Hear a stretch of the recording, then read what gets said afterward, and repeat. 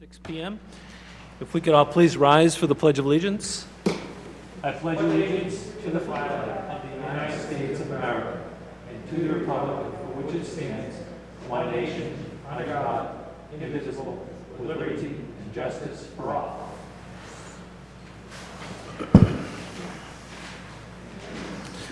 I'd like to start off, if we could, I'd ask Courtney if she can just read off the names of the folks that are on the on Zoom call right now in accordance with the open meeting law. Yep, we have Sarah Sampson, Earl Gabor, Thomas Claybar, Lisa Contos, Monique Parentally, Robert Whitelaw, and Mark Levy. Okay. Thanks, Courtney. And we're operating under the accordance of the governor's regulations for our meeting as stated on our agenda. The first item on the agenda is the approval of the regular session meeting minutes for December 15th. Board, if I could ask if there are any corrections, changes. If not, I'll entertain a motion. I think there was one minor change that I gave to you, Courtney, correct? Yes, that has been updated. Okay, great. Yeah, okay. But if there's nothing else, I'll make a motion to approve the minutes of December 8th. December 15th. December 15th. Second. Okay, we have a motion and a second. Any further discussion? And Courtney, would you poll the board, please? Selectman Claybar, Yes. Selectman Contos, Yes. Selectman Gabor, Yes, Chairman Becker. Yes. And if you've looked at the agenda, it's a light agenda in as far as the amount of items, but it's a heavy agenda with regards to our topics. So our first topic, of course, is the Town Administrator Screening Committee, the report and the announcement of candidates for the Town Administrator position. I did want to thank Nick Adamopoulos, who's in here today with us as chair of the committee, and want to thank also all of the members, many of which are here or are online tonight. In addition, I want to thank Kevin Pecos. I haven't seen him in a while. I recognize them there in the audience for their excellent work. I think we have three very good candidates who've got very good qualifications and experience. So tonight, as this agenda calls for, we'll receive the actual names of the recommended candidates for our town administrator position. Just in regards to discussion, I would ask the board not to discuss any of the, or have any questions of any of the candidates. We'll reserve that for our meeting on Monday with the interviews and Tuesday with the interviews. And then lastly, we should talk as a board, after we hear the report from Nick and possibly from Kevin, we should talk about process with regards to how we will conduct the interviews on Monday, and we have another one on Tuesday. So with that, those notes, any questions from the board on these items? If not, I'll ask Nick and Kevin to come on up. Okay? We have a quorum. We did post an agenda. Okay, so you did have a post. All right, do you want, if you have your quorum and you did post, Nick, why don't you go ahead and you can call your committee So to with the order. quorum being in place on January 5th, 2022, I'd call to order a meeting of the TA Select Committee. hard to hear, Nick. Yeah, Nick, you may have to, you can take this off. I apologize. With the quorum being present on January 5th, 2022, I would call to action a meeting of the TA Select Committee. Mr. Chairman, I'd like to start off by saying thank you for having us tonight. Just to reiterate what you said, I really want to say thank you to the 8 other members of the Select Committee. From a personal experience, I can tell you that I thought it was a very strong committee. I think we had the best interests of Webster at heart. All the meetings were done very professionally. So for all those members to take time out of their schedules, especially with everything that's going on in the world today, I really want to just say thank you to all of them. I also want to say thank you to Mr. Hey, Randy, it's Yes. Tom. Can you have Nick get closer to a microphone? Can you hear me now? Yeah, is that better? Tom, is that better? Could you speak again? Yeah. Can you hear me? Good. Yeah, we're going to, hang on, Tom. And And anyone else online, if there is ever a problem hearing, we're going to move the speaker over next to Nick. We have a little portable speaker. We'll put it in between us. Oh. Sorry. Yeah, this is just a makeshift for now. Stay. Okay, Thank we'll have you. you sing a few bars, Nick, if you could. Just to... Can everyone hear me now?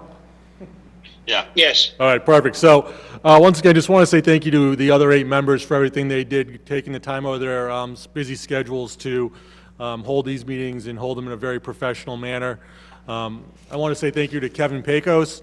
I can say that, from my experience, and I think from all the other members, being able to hire him as a consultant made the process much more streamlined. He guided us in the proper manner and allowed us to really go through the resumes and hold our interviews in a way that I think allowed us to bring these 3 candidates in front of you tonight.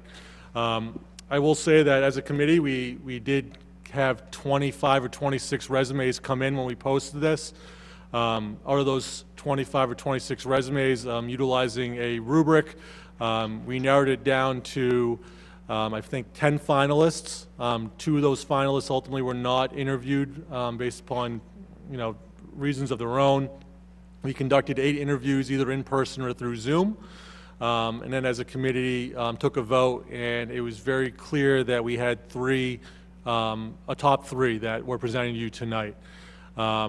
Those 3 individuals all have strong backgrounds as town administrators, so they are bringing experience to the interview process with you.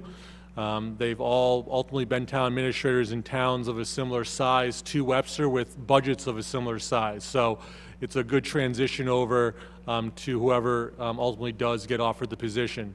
I can tell you that as a committee, we did have a strong discussion about before we voted for our finalists. And ultimately, based upon how Kevin kind of geared us towards things, was we wanted to present you with at least 3 people, and we wanted to make sure that whoever we presented to you, if one of those 3 individuals was ultimately hired, that as a committee we would feel comfortable saying that that individual could step into Doug's former shoes and lead this town for a period of time. So while you guys are making the ultimate final decision here, I think that the 3 candidates we're giving you are 3 candidates that as a committee we feel comfortable that could be a town administrator and really lead this town forward and continue the forward momentum that Doug put in place over his 5 years here. So I think that's a very strong stance that we have, and something that we feel comfortable with all 3 names. So the candidates that we're presenting to you are Ron St. Angelo, Richard LaFond, and Jennifer Callahan. I do believe all 3 have current positions. I believe Mr. LaFond may be currently in a temporary role, an interim role, but all 3 have vast experience in the state of Massachusetts in town administrative roles. They were all interviewed for at least an hour to an hour and a half, and I think that we really geared a lot of our questions towards having strong financial backgrounds, budget backgrounds, and a lot of questions on HR and how they would move forward with that. All 3 were able to present us with questions and answers that fit that. They came back to us with questions concerning how we viewed the towns and what we thought the major aspects of someone coming into the position would be, and we gave them our honest opinions. And ultimately, we feel very comfortable that having these 3 people interview with the board will ultimately allow the town to have the best opportunity to have a very strong town administrator moving forward. Thank you, Nick. Again, I want to reiterate my thanks to you and the committee. I know Kevin certainly helped guide the committee along, and I was really thankful that Kevin was able to help out. I understand Kevin's now a citizen of the town of Webster. Is that? He's got a very vested interest. I'm a resident as of Thursday. Welcome. Thank you. Kevin, do you have anything you want to add? Well, I will just add, and I think Nick's done a great job summarizing what the committee did. I will simply add that I would like to say thank you to the screening committee for having chosen me from the applicant pool of consultants. We had the robust number of two, so I was fortunate to be the one standing. Thank you to the board for letting me be part of the process. I've done this for a number of communities, but it has never meant more to me than here, because I was assisting the committee and ultimately the board in choosing the town administrator who will be my town administrator. Right. And so this was deeply personal as well as professional. I will tell the board, who I presume appointed the screening committee, you did an outstanding job. Randy, we can't hear. Yeah, a little louder, because I will this tell is the board. This is the speaker there. Use that one? If you guys can switch, yeah, if you don't mind, just switch seats. Can you hear me now? Angle your voice. Oh. And Kevin, I would say that the Board of Selectmen, the school committee, the finance committee, the town clerk, town moderator made all the appointments. So we can't take credit for all of them. We'd like to, but. Well, kudos to all of the boards, elected boards that appointed members, because I can tell you, and I have utterly no reason to say this other than with great sincerity, you picked an outstanding screening committee, and in point of fact, it was a little daunting. The qualifications of the folks on this committee were really outstanding, and that was reflected in the job that they did.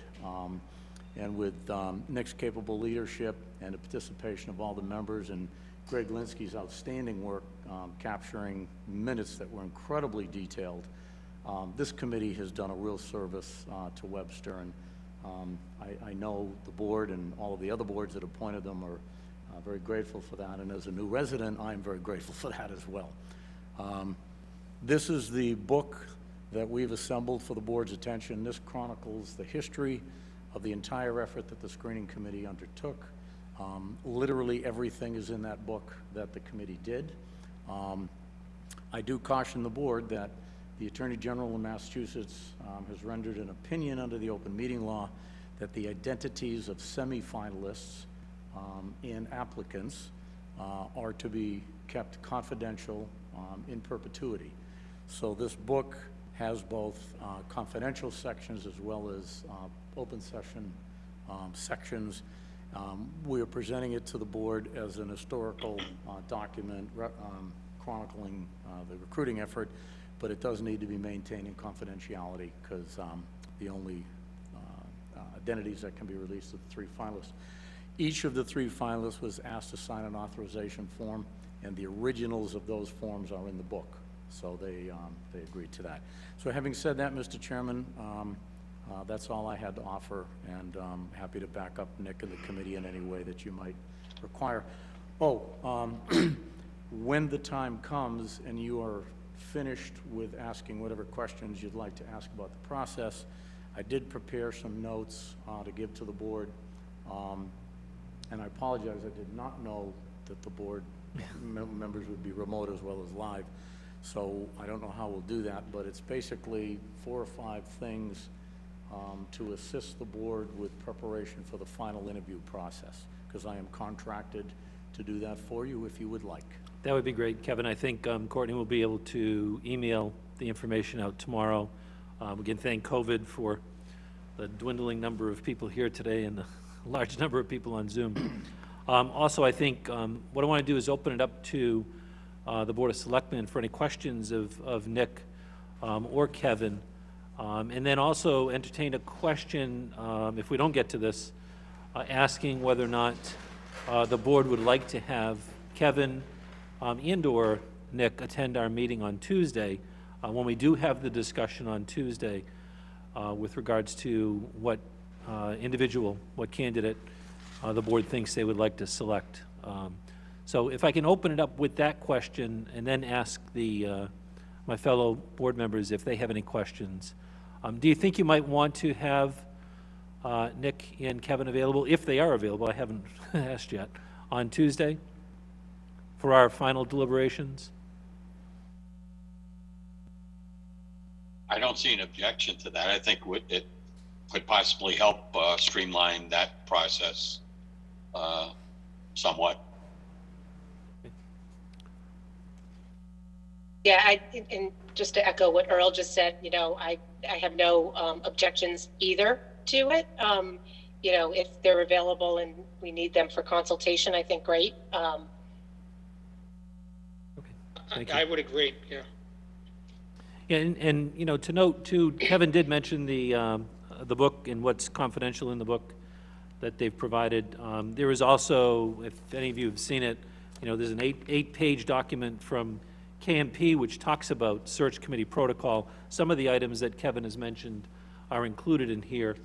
And what might seem a little quirky from anyone who's in the private sector, of course, all of our discussions, deliberations, interviews occur in the public forum.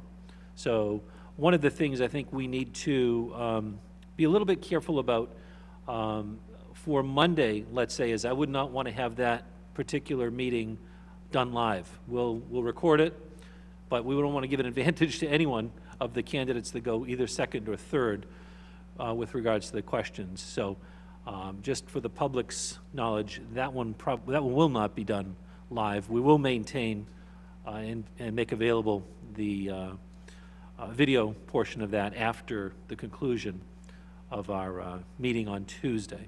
So with that said, I guess I want to open it up. Any questions of Nick or Kevin? Yeah, I've got a question.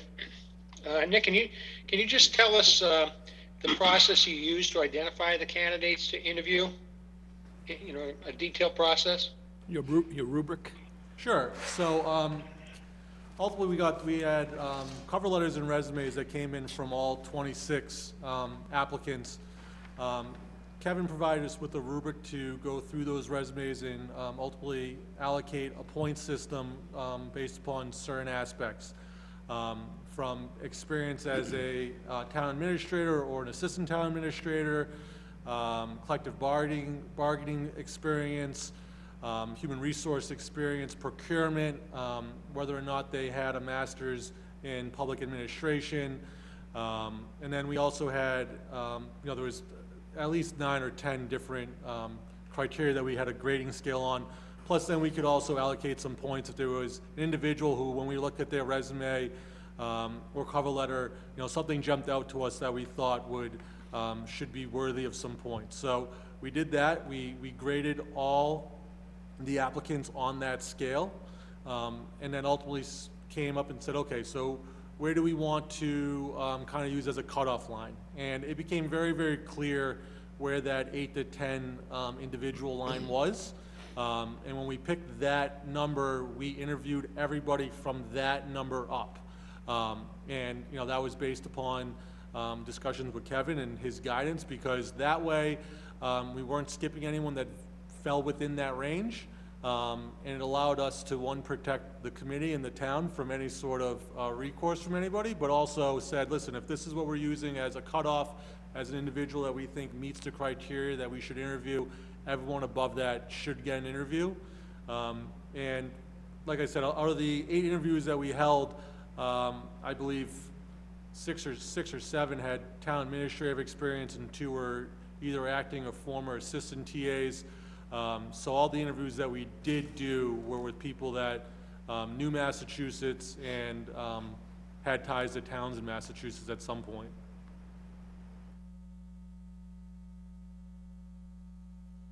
Thank you. And just to add, tomorrow morning I will give Courtney contact information for both Kevin and I. So if any of the board members have any questions that they want to reach out to either Kevin or myself between now and early next week, feel free to call us at any time, send us an email.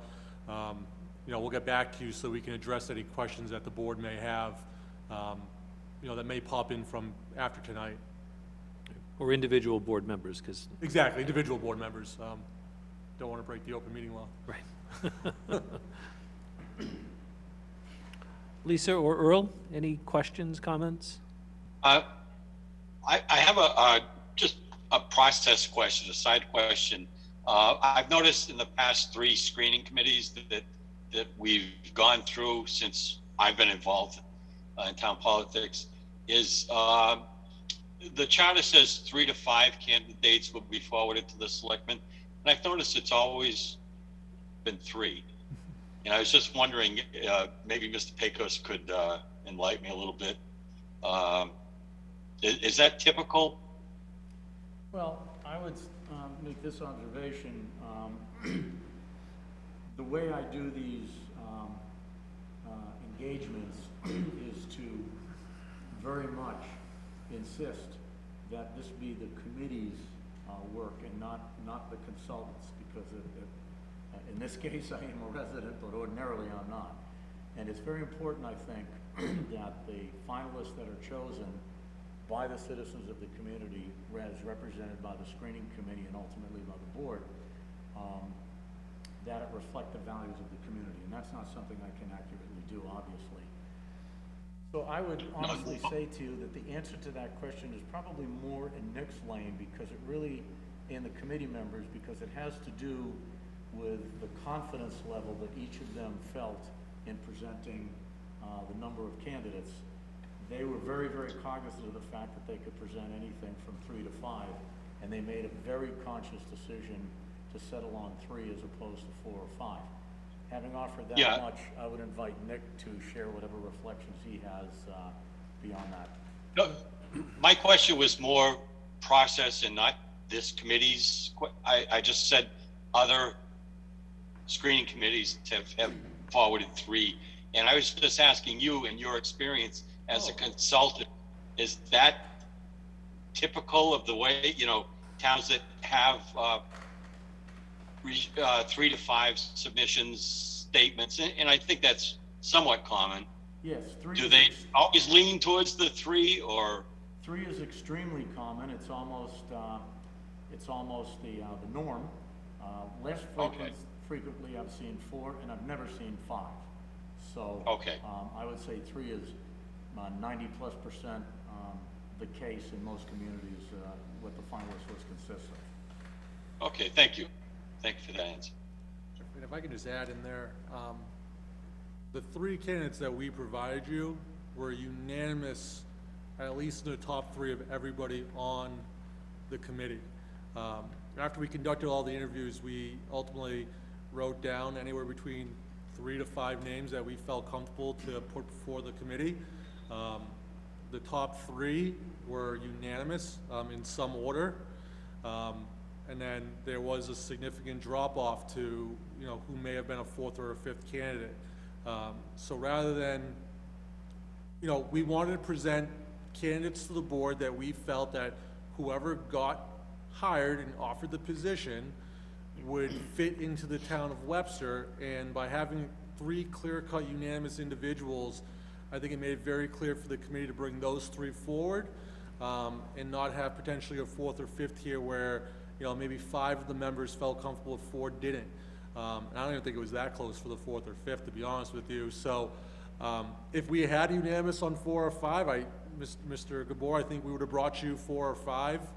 It just came out that there were 3 unanimous selections, for this board. Yeah, thank you. And again, I'm not, picking on anyone. It's just an observation, and having been on past screening committees, it seems, a general statement that they come up with 3 candidates, and Mr. Pecos verified that it's most common. So it's not to pick on anybody. It was just a process question. Yes. Tom, you have a question? Yeah. Nick, without divulging any specific information about the 3 final candidates, can you explain how you chose those final 3 candidates for the TA position? So once again, after we conducted all the interviews, we had a discussion about the candidates. I'll tell you, so we met 2 or 3 times a week for a month and a half, 2 months, conducting these 8 interviews. After each day's interviews, while we were in executive session, we would go through the interviews, the strong points and potential weaknesses that popped up. I think that all the candidates did background research as best as we could into our interviewees. So there were definitely certain candidates where questions were asked specifically about some of their backgrounds that may be on, online, for example, if you just do a Google search. I can tell you that the 3 individuals that we presented to you today, because they are town administrators, they are very easy to Google. And there were questions presented to all three by different members that were very specific to items that may pop up in the first 3 or 4 articles that you see on Google. And I will hopefully hope that all the 4 of you would do the same thing. And if there's something that you see online that may jump out to you, that you dive into that during your interview process, because there's information there that I think is going to be very cognizant for you to utilize probably when making a final decision. And that was information we used when we did our interviews. And then we had a discussion on the last day about who we, who interviewed well, who we thought was maybe not so strong. We each listed our, we were told to list who we thought, from 1 person down to potentially 5. And we had our clear 3. Some people put forward 3 names, some people put forward 5. These were, I think, the 3 strongest interviews that we conducted. They presented very, very strongly. They were able to articulate responses to all of our questions, I think, fit where Webster is. And the 3 individuals were able to provide us with enough information that, if they stepped in right now, our belief is that they'd be able to keep that trajectory going that we've had for the last 5 or 6 years. They're not all the same type of candidate. They all have their strengths. They all have their weaknesses. You will clearly be able to find that out when you interview them. I think that some candidates may interview much better because of how they're able to present themselves. But through your questioning, and you're going to be able to see that maybe someone that doesn't interview so well has much stronger, interpersonal skills that they can handle by being in the office compared to being out and about in kind of that manner. So we're not presenting you with 3 of the very same person, I can tell you that much. But all 3 people have a track record of success, I think, within the Commonwealth. So that's certainly something that you can find online, and I think all 3 probably have a few articles online that for disagreements they may have had in a town or 2. And I think divulging into that may either alleviate those concerns that you may have, or lead to more questions that you can go through to see if that issue is something that may disqualify them from being offered the position here. But please look these people up. 2 of them are very local, so I think that there's a lot there that you can find in local newspapers, but they're all 3 of them in Massachusetts. So we did our research into them. Mr. Pecos has a lot of information, I think, on all of them because he's in the profession. I'm assuming that the acting TA probably knows these individuals a little bit. So it's not difficult to find out who these people are, how they are in their positions, and what their reputations are, I guess is what I'm trying to say. And I think from a process standpoint, we have a lot of information that's been provided by the committee. And we have several days that we're able to go and do our own Google searches, generate our questions, and just be prepared on Monday to come with a whole list of questions. It's tough. We've got an hour, maybe an hour and 15 minutes. And normally what's been done in the past, and I would offer up, for Monday and Tuesday, is that we start with one selectman and, here's the question, get an answer, move to the next selectman, ask a question, get an answer, and so forth until our allotted time runs out.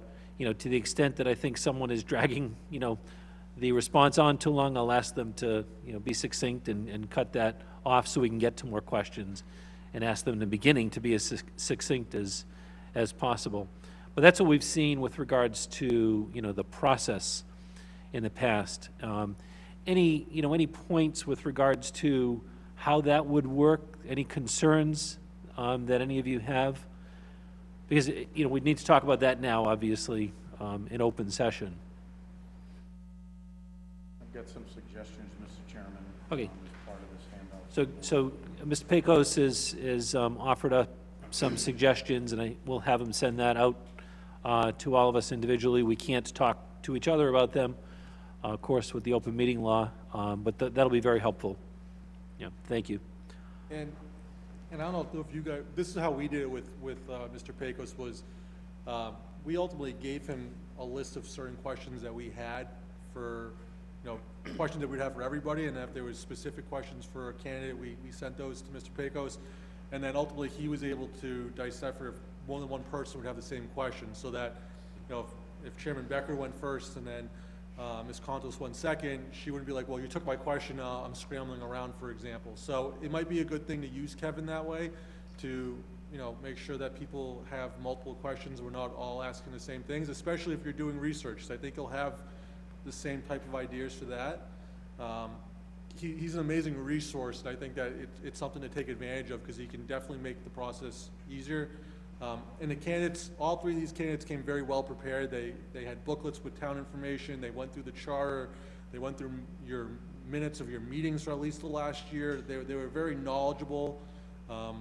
And I believe all three of them at least reached out to people within town to get some feedback from either citizens or, people connected to the town to get a feel for where the town was. So they're gonna have a good feel for Webster and can probably articulate very strongly on questions that you have specifically for what they can do for the town. I think it's important for us as selectmen, we've got to determine which of the candidates is a best fit for the town, best fit for the direction we've taken the town into, where we think, the town should be going. So that, it's a tough thing to do. And I would offer up that if on Tuesday, we still aren't quite clear, we need to do more research, I don't want to set a hard date Tuesday and say, hey, we have to make a decision Tuesday night. So, that would be good, because I think the only issue that comes up if we don't make a decision is perhaps, and I'll ask Nick and Kevin this, perhaps some of these three are interviewing elsewhere and they could become a finalist elsewhere. So, that's one of the reasons we wanted to act fairly quickly once we receive the names and why we've set up our meetings for Monday and Tuesday. So with that said, are we aware, Nick or Kevin, of any of the three candidates that are being proposed? Are they finalists in any other towns at this stage? One is. One the is. other two are not. Okay. But to add to that, I do believe at least two of them are actively seeking positions, correct? They're all seeking Two more two so of the than three three. are seeking positions, one is not. And of the two that are seeking positions, one is currently a finalist elsewhere. Okay. But all said that they want, are aware of the date, all said that they wanted to go forward.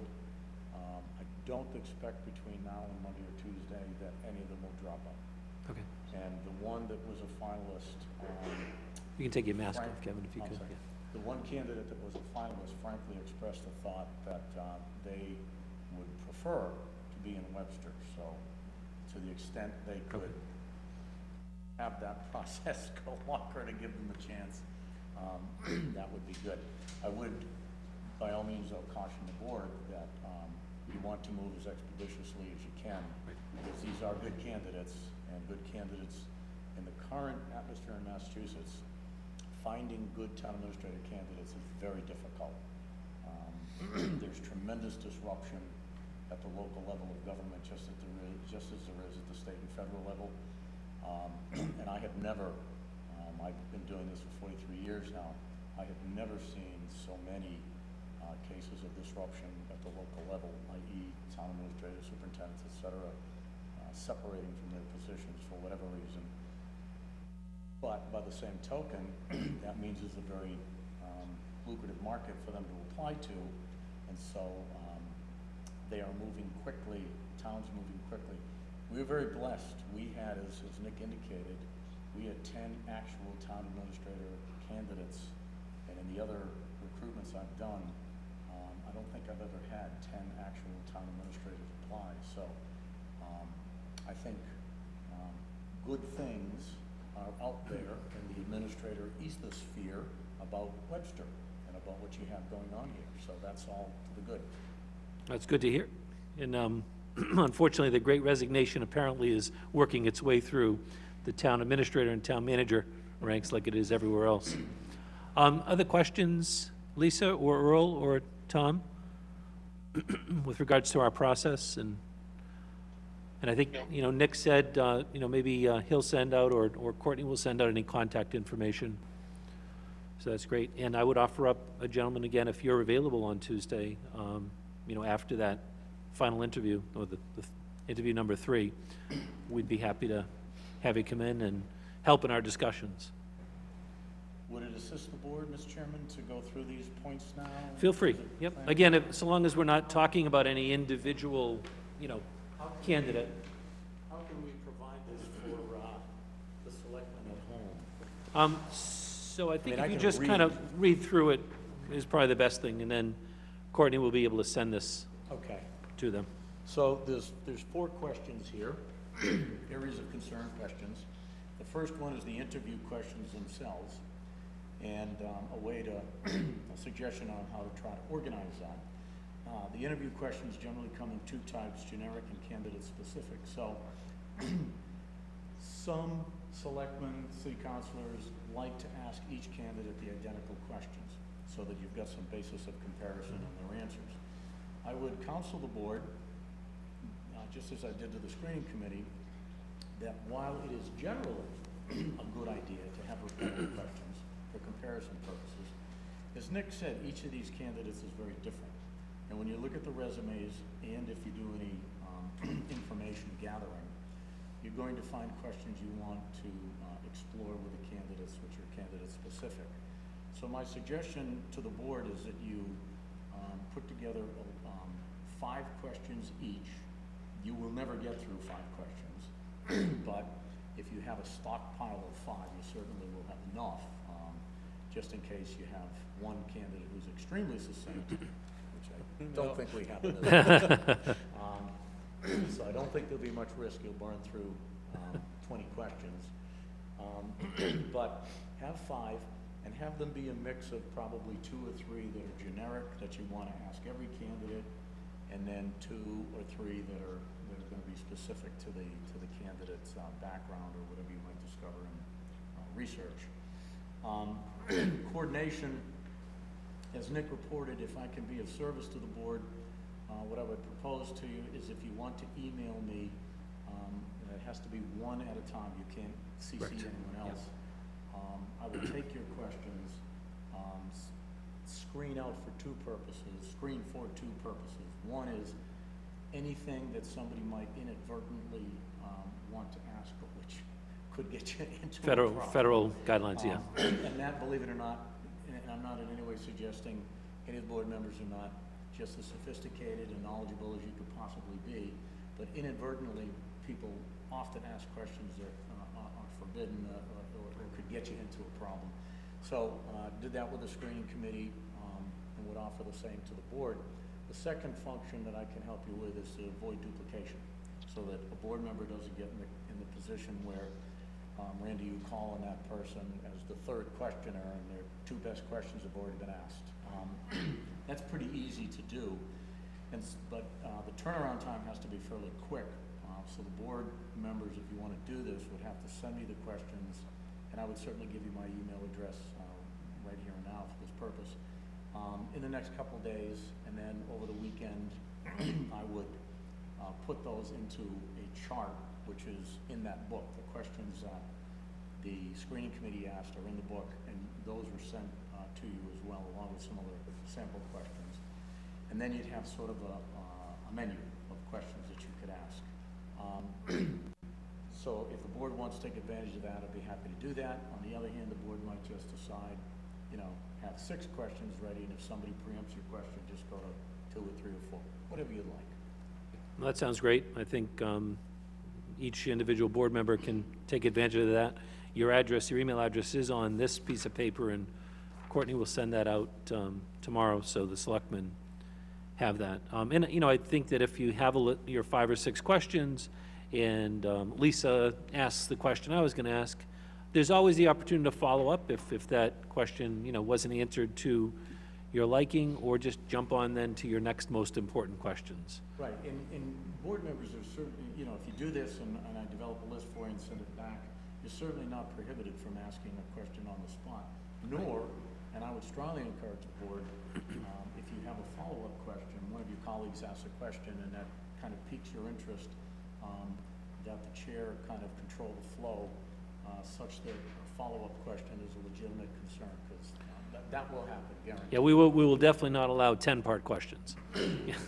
And my email for the board, I guess I'm about to announce it publicly. Yeah, you That's can, okay. we'll provide it. I'll also give the Courtney in the morning with your Oh, cell okay, phone well, number.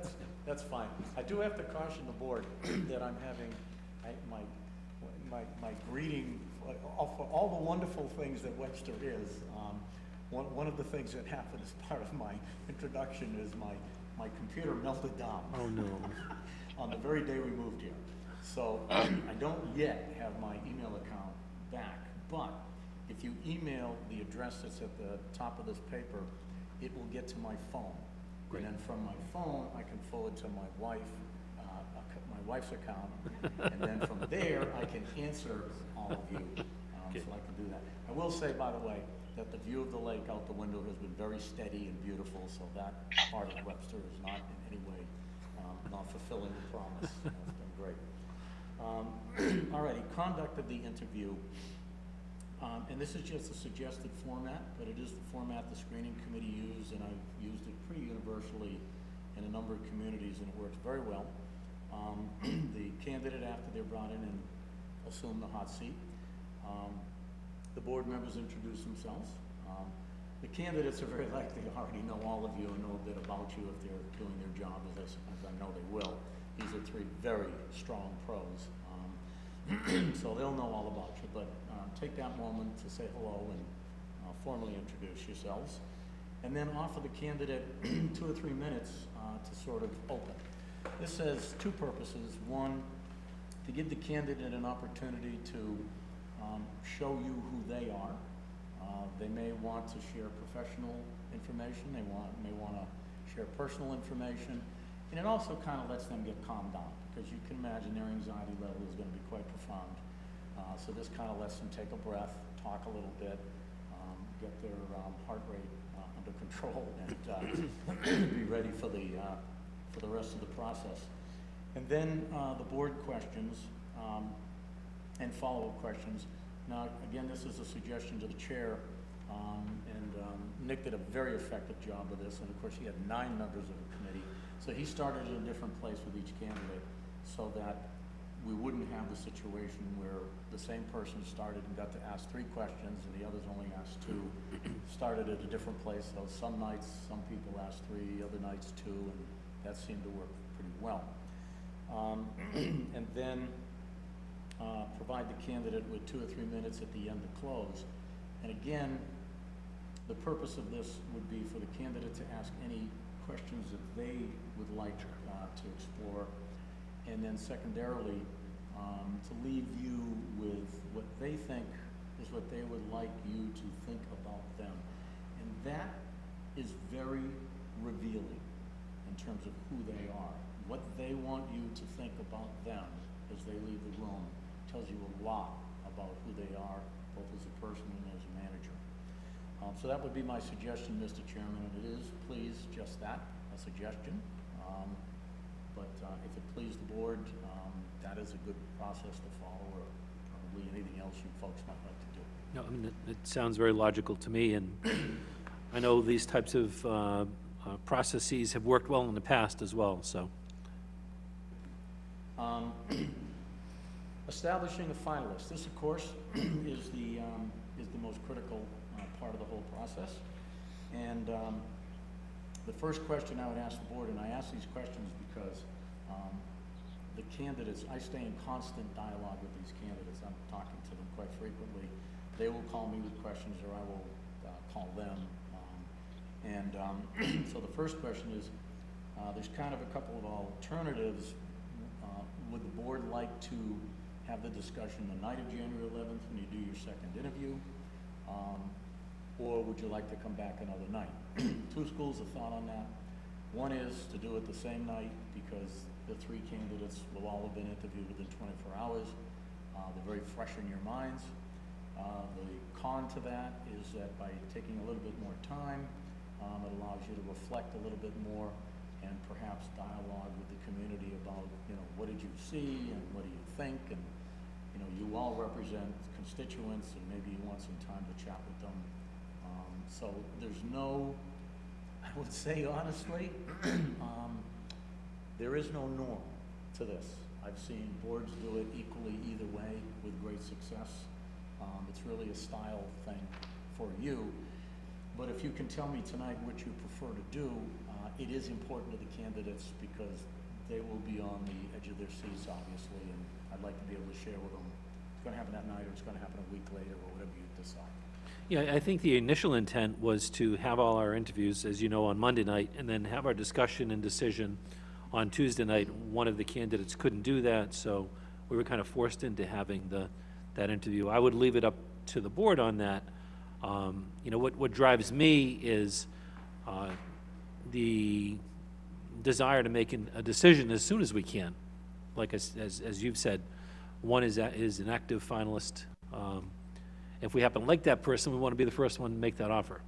And one other one might be seeking another job. So I think doing it quickly is important. I don't think that we as a board would be, kind of too tired to go through and make that decision, having spent an hour and a half with the third candidate on Tuesday. We can certainly take a break, but those are my thoughts. I'll leave it up to Earl and Tom and Lisa. Any thoughts on that? Whether or not we want to have a meeting after our third interview on the 11th, or want to go forward now with what we were planning and have our discussions after that third interview. It's my preference that we do it on Tuesday evening after the third interview. Yeah, that's mine as well. Unless there's some circumstance that raises unanswered questions that some might have, but I think if we hash it out Tuesday night, I think we'll come to a mutual agreement, because the candidates are very strong, and there's only small differences in style and in other behaviors and things like that. But they all got strong financial and proven leadership skills and things like that. So I think we could hash it out on Tuesday.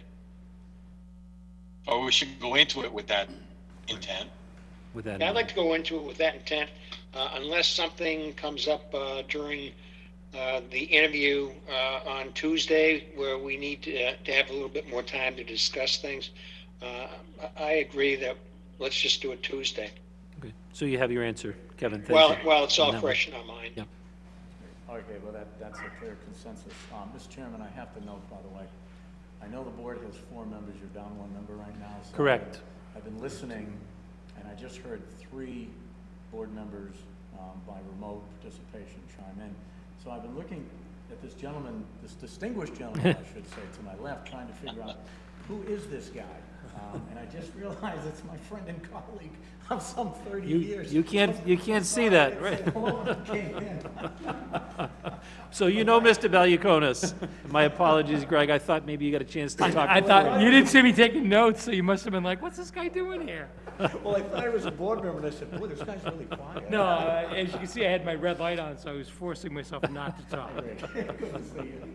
Well, I'm glad you recognized you. I think Greg recognized you. Maps are a beautiful thing. It's great. All So right, then the anonymous voting, that was an interesting point to make. What's that, So you want to sorry? talk about the anonymous voting on the next bullet point under number 3, 3B? Oh, yes. So, anonymous voting. I'm doing my best to, move things along and be succinct. So there's a couple different ways when you get to the time where you pick your finalist. And again, there is no set way to do it, but there's a couple suggested ways. So one that's very often done is the board will have a dialogue, and they'll talk pros and cons. The chair will simply ask who has a reflection, and the hand goes up and you ask. Now, the risk to that method, because we are all, human beings are consensual creatures. We all seek to please one another. And the risk when you do it that way is that one member will speak, and then other members might have a tendency to want to be cooperative and say, oh yes, I thought that was the better candidate too. And what you really want to capture is the absolute decision by board members of who they think is the best. So an alternative method, and I'm not saying you can't get at it that way, because frankly, I've never met a selectman in those 43 years who was not a strong personality. You have to be to run for public office. So usually board members aren't shy about saying, you know, how they feel. But there is some risk of conviviality and commodity, you know, whatever the word is I'm trying to get there, but an attempt to be friendly and work together. And so there is some risk there, small, but worth noting. The other method is to simply say to the board, take out a piece of paper and put down your 3 choices in order, or put down 1 choice. The committee followed that as I laid out those alternatives. The committee was, and I said to them, it has often been the case, not always, but often, that an immediate consensus emerges.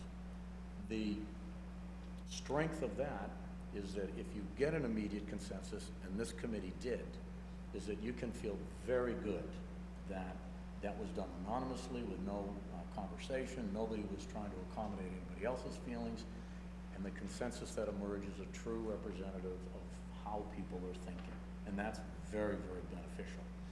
Of course, the risk to that method is that a consensus won't emerge, and then you've got some work to do, because now board members are going to have to convince other board members of why their number 1 choice is the choice that someone else should be making. So it gets to be a little bit, you know, like the jury. You know, you make the decision, but everybody's got to hopefully be there, or at least, and with 4, you know, it gets a little more complicated because it cannot be a 3-2. It's going to have to be a 3-1. So you're going to have a super majority, and hopefully you get a unanimous consent. With 3 candidates as strong as these folks and 4 selectmen voting, you could easily not have an immediate choice. You could easily have a deadlock that will then need to be discussed. If it sounds like I'm recommending you try the ballot method first, if you will, it's because I do think it's efficacious. It saves a lot of time, and it really does have the benefit of revealing exactly how each board members feel, undistilled by anyone else's feelings. So, Kevin, just to ferret out the process then, so each of us 4 would mark down our top choice, maybe second, and then third. Maybe the third isn't a choice, and they just list 2. Who does that go to? Does that come to the chair? Does that go to you? And then do you announce? You give them to me. Okay. If you'd like, or they can go to the chair. The night that the screening committee did, I said, you give them to Nick or give them to me. Committee decided they'd give them to me, and I would just literally had a piece of paper already set, put the names down, the names of the committee members, and just check the box, and then said, okay, here's where you are, and here's the... So you would say, I have 3 people in favor of candidate number 1. Yep. And then I said, and You'd say here's their the name. ballots so you can inspect them and see. Because as President Reagan wisely said many years ago, trust but verify. And I think it's very important to be sure that everybody has a very high confidence level that the process is flawless. And so we did it that way, and as Nick said, an immediate consensus emerged.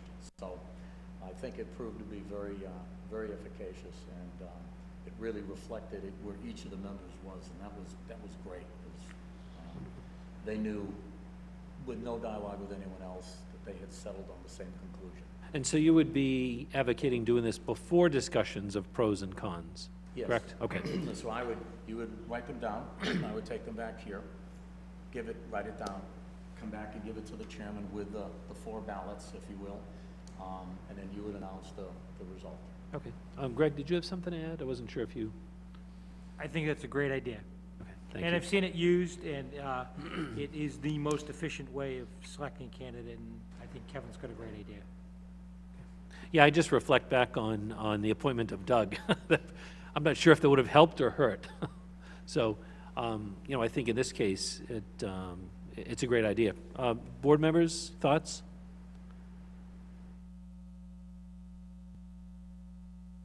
I think you were asking us for thoughts. It was hard to hear you there, Randy. Yeah, sorry, I forgot the machine is over there. Okay, I just wanted to make sure. I'll chime in first. You know, my preference is to go with the unbiased approach, where when we do get into the executive session, to do that initial sort of litmus test from everyone to get that out there. Yeah, and I'm sorry, before we start that conversation. Lisa, I'll just interrupt a minute. So all of this will take place in open session. There will be. Okay, Yeah, let me either place. clarify, because in the last meeting, I had suggested maybe there was an opportunity before the selectmen saw the names, maybe we could have an executive session and have a conversation. I had asked Greg kindly went and checked with KP Law, and that's kind of what came up with the 8-page document that KP Law has put out since 2017, that an executive session cannot occur after the screening committee has provided us the names. So everything we do, including this polling, would be done in open session. Sorry to cut you off. Okay, yeah. Yeah, no, either way, I'm fine with whether it's in executive session or not, but I like the idea of us getting our initial gut feel on where we rank them before we engage in conversation with each other, because I think that it, it removes that bias and allows us to really get that on the table before we have that conversation. I would agree with that. I think you're going to have an idea of who you think is the best candidate, and there is a possibility of once you get into discussions of having a bias and change your mind when you might not have otherwise. I'm in favor. So I'm in favor of that. Okay. I'm in full agreement. That's what I was conceiving in my mind, actually, as I was looking through this information the past day or so. So, yeah, I think that's a good process. No, I agree. That's a great suggestion. And just to be clear, Mr. Chairman, whether you ask the board members to just put down their number one choice, or 2 or 3, whatever instructions you give, what each board member decides when it's given to you, when I write it down, is revealed, because this is not to be considered a executive polling of the board, because it must be public. And this is nothing but a substitution for what would normally be the process. A board member would say, I move to appoint so-and-so, and then you'd have a discussion. So in this method, which is perfectly legal, I've had many councils opine on it, each board member is writing their preference down, but when they go up there to you, they're announced. Selectman Becker has voted for blank, 1, 2, and 3, or number 1, or whatever. The consensus is. That's great to know, so we all kind of know how the rules of the game are played. Yeah. And then the last item under agenda concern number 3 is offer of employment. So the candidates will not be here. Right. When the board makes the decision that night, then there needs to be a phone call very quickly made to offer them the position and say, you have been chosen. Now that's the fun part. The not so fun part is calling the other 2. So often the chair will have the fun part and the consultant will have the not so fun part. And I would offer to do that for you and spare you giving the bad news, which I would be happy to do that for you. Well, I thank you. I thank you. In my relationship with Yes. my wife and kids, I always got to be the good dad, and my wife was the one who enforced the rules. So It is fun to call a successful candidate, I can assure you. It really isn't fun to call the unsuccessful ones, but I've had, over the years, a real array of reactions, to say the least. And of course, that's not a fait accompli at that point. I suspect we would then appoint a Right. 2-member committee And that to leads to negotiate. Number 4, which is contract negotiations.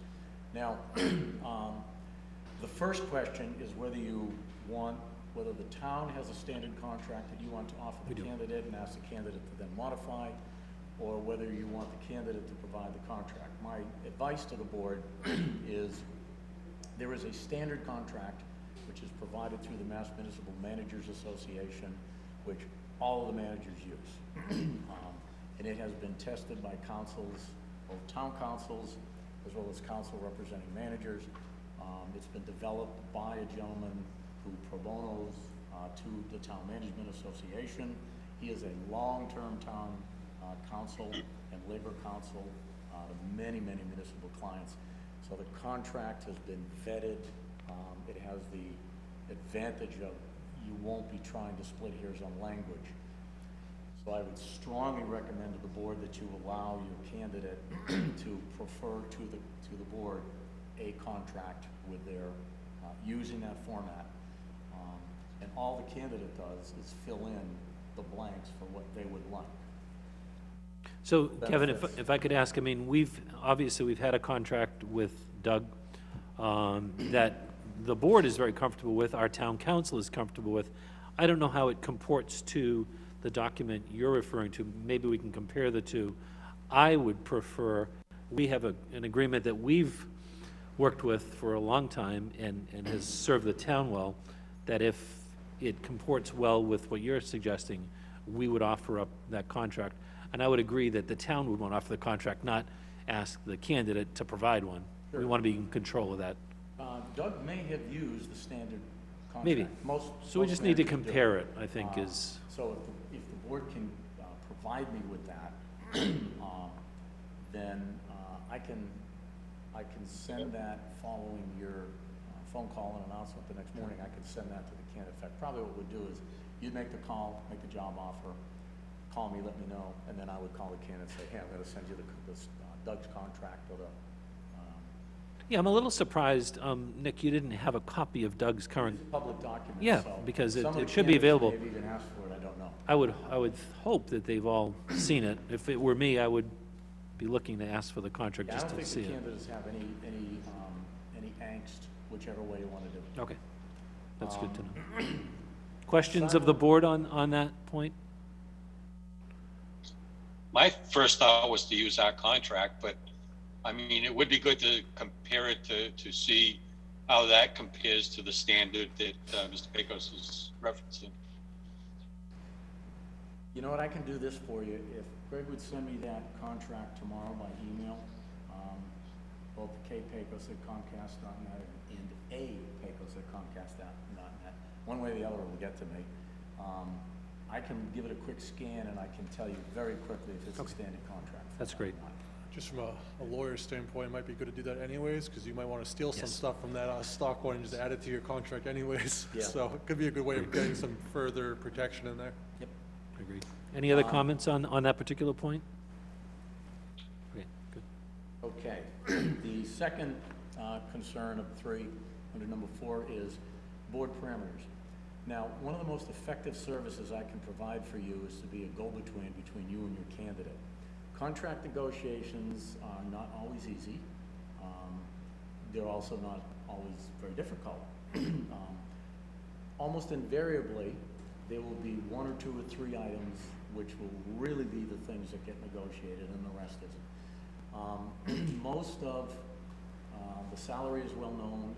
I believe it was published in the ad, or if it isn't, I can tell you that all the candidates have already looked at your budget and know what Doug Yarko, the administrator's salary was, so they've already got a pretty good idea of what the town is able to do. They probably all have looked at your budget in depth as well. So salary is not going to be a big surprise for anybody, whether it's the salary they request or the salary you offer. But there will be other aspects to that contract where having myself providing some advice to the board can be incredibly valuable. Board members may say, well, what is this stipend for a car versus town-provided car? And I can give you a pretty good read about what is the norm. Is this common? Isn't it common? I mean, I've had candidates ask for some strange things, and I've been able to say to the board, yeah, that one really is unusual. And I've been able to say to the candidate, yeah, that one is really unusual. Why are you asking for that? So there's a standard set of things that comes in that standard contract. And if a candidate deviates from it, I will ask them, why are you doing that? Because that's going to be greeted by the board with some consternation. By the same token, a board member might say, wow, deferred comp, gee, I don't get deferred comp. Why would we give deferred comp? And I can give you some counsel about how common is that. The Managers Association maintains a data bank of these contracts and contract provisions. It is not available to the board or to the public. It is available only to the members. and I have access to that. Even though I'm no longer a member, I still have access to it. So I can give you a pretty good idea on any contract provision, is it common or not. I cannot reveal who has that provision and who doesn't, because that's the whole point of keeping the document Wait, they confidential. compile it and sell it, sure. But I can tell you if it's common or not. And that's very helpful to boards, because if it ends up there's one thing hanging a contract up, gee, 5 weeks vacation, Kev, is that normal, or is, I can give you a pretty quick read on that, and that really helps you to get to closure. By the same token, I'm not at all hesitant, and I have said to finalists who were selected as the TA select that they're reaching, and I can say to them, look, if you continue, you're probably not going to come to closure. So time for you to back down, candidate, and accept that this is as far as the board's going to go. That role is exactly like that of a JLMC, Joint Labor Management Committee mediator. It's exactly what they do in collective bargaining, where they sit with the two parties. They know what each is thinking, and they're able to provide valuable counsel to the other. Hey, this is a bottom line. You're about to lose this guy. Or, hey, candidate, you're about to get the board angry to the point where they're not going to go any further and you're going to lose the offer. So that can really prevent a big problem, and I would offer to the board it's the single most valuable thing I can help you with. Now, in order, if the board wants me to do that, the most valuable thing that you need to do is, and I would suggest you probably do it on the night of the 11th if you don't have other agenda items, is we go right into executive session following the decision, and we do parameters. And I will bring a checklist of items that are likely to be, I'll draw them right out of Doug's contract. And if there's anything that's not featured in Doug's contract, which is a standard provision in the Managers Association contract, I'll list it as well. And the board can kind of give me some reflections about what you're willing to do. And that, as I say, can be invaluable in negotiating with the candidate and getting to fairly quick closure. Now, the alternative method to that is, and irrespective of which method you want to follow, I still would counsel you to have an executive session and for the board to, this is the same as collective bargaining with a union, except it's not a union member, but it's the same process. So you don't want to go into the negotiation without the 4 of you having had a discussion about these different things and kind of hashing out amongst you how far you're willing to go on these various provisions. No, I can see how that would help, because we did have the instance where one selected candidate did not get through the contract negotiation side. So that, it's important. So you can also follow the process where the board has that session, you kind of talk about things, and the candidate provides you with a contract, whether it's yours as the beginning point or theirs as the beginning point.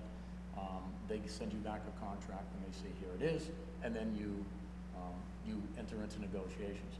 Now, the law does allow you to do that in open or executive session, and that will be the board's choice and the candidate's choice, which process they want to follow.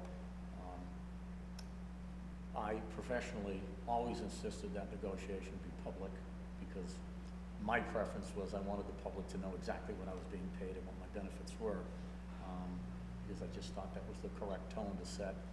Greg might have done something different, but that's an individual choice and a choice of the board as well. So you can either negotiate directly with the candidate, or I can be an intermediate, and what I try to do is I try to close as many issues as I can before the board then sits with the candidate and resolves what will almost always be the last 2 or 3 issues. Because I'll go back to the candidate and say, hey, look, the board said 4 weeks vacation, and I don't think they're going to budge. And the candidate will say, well, I got to get 5. That's a showstopper for me. And I'll say, okay, let's put that on the list of something you're going to have to talk to the board directly about.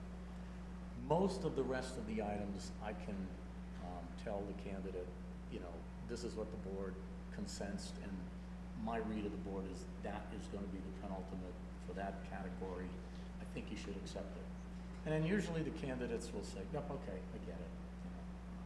So that can really greatly streamline what can otherwise be a really cumbersome, somewhat excruciating process.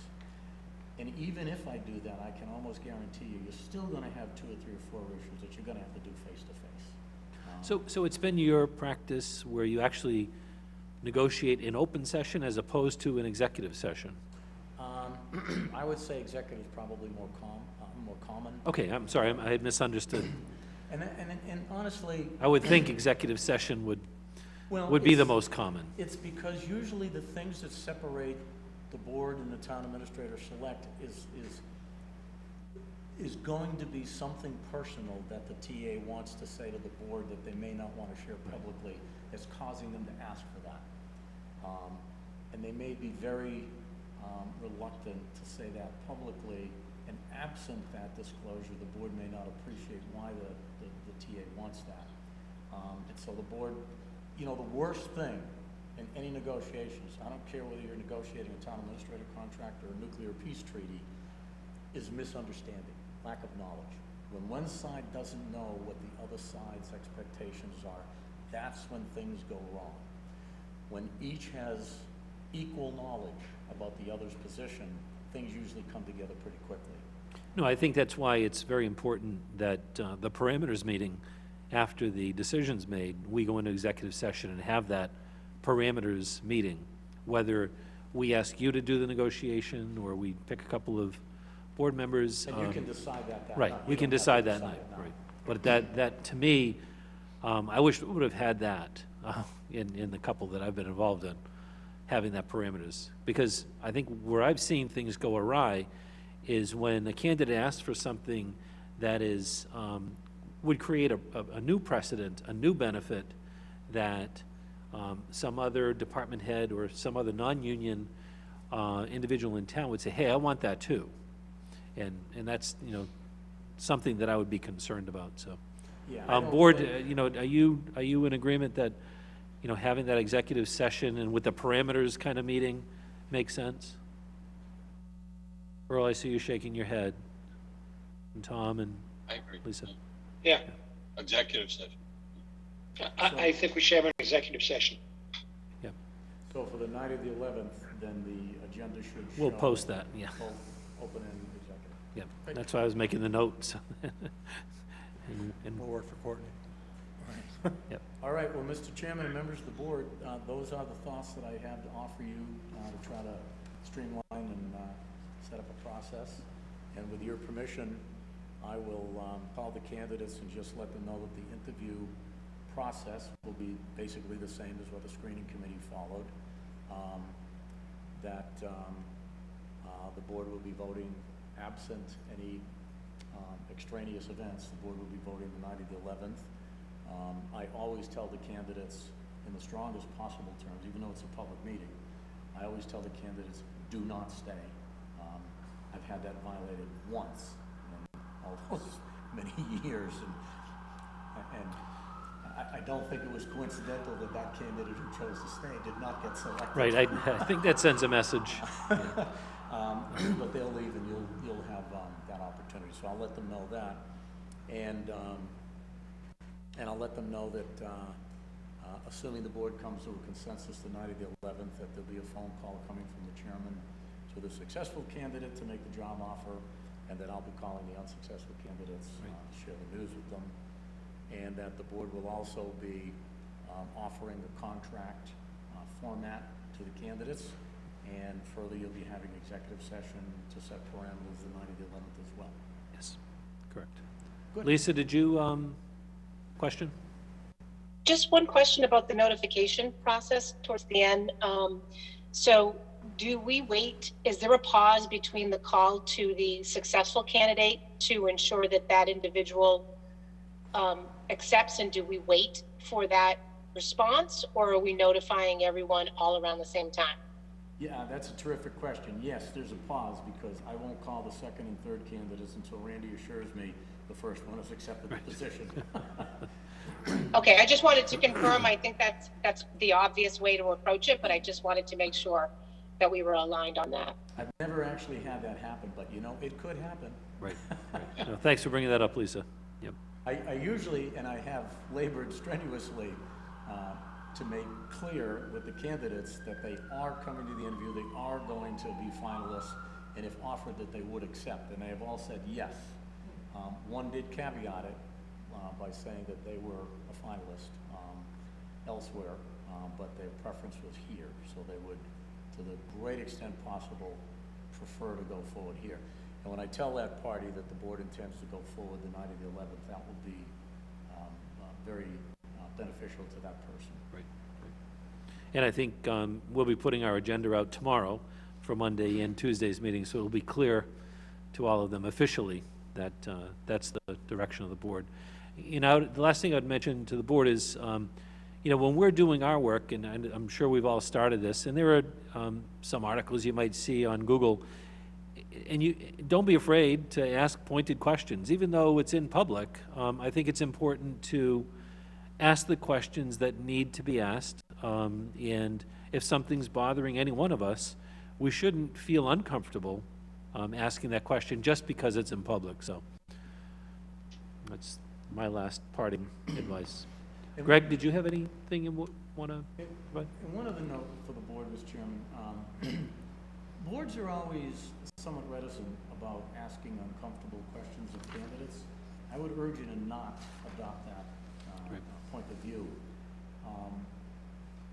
You know, there's a saying in the town manager business: if you've been in the business for 20 years and you haven't been fired, what have you been doing?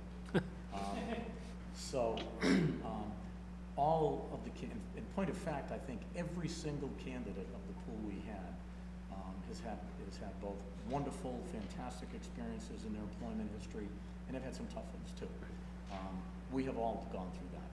So when you Google candidates, you typically do not find glad tidings about this candidate. Sometimes you do. Sometimes you find some really terrific thing that one of these folks did, and it gets publicized. But you know, the world loves bad news. The news, if it bleeds, it leads. You know, that's the way we are. So more of the publicity that you read about candidates is going to be negative in nature, and it's going to be about other things. Well, you need to explore that, and you need not to be in any way apologetic for asking sharp-edged questions. And to some extent, not only is it because you need to know the answers to those things, but you also, you know, there's a lot to be said for making candidates feel a little uncomfortable in the interview process, because goodness knows that is the career, that is the business. They're going to be uncomfortable in a lot of other settings, both at board meetings, public meetings, and town meetings, and so there's nothing wrong with putting a little heat on and seeing how they react. So I offer that to the board because often I see boards just trying to be too darn polite, and you know, time to be both polite, diplomatic, but edgy as well in order to get to the information you feel you need to make probably the most important decision you'll make as a board member, frankly. I think that's great advice. Yep. Earl, Lisa, or Tom, any further questions for Nick or for Kevin? No. I'd just like to ask the board, how does the other selectmen feel about being present on Monday and Tuesday, as opposed to Zoom? Yeah, I'll let you know that I will be present, and I understand if folks can't be present.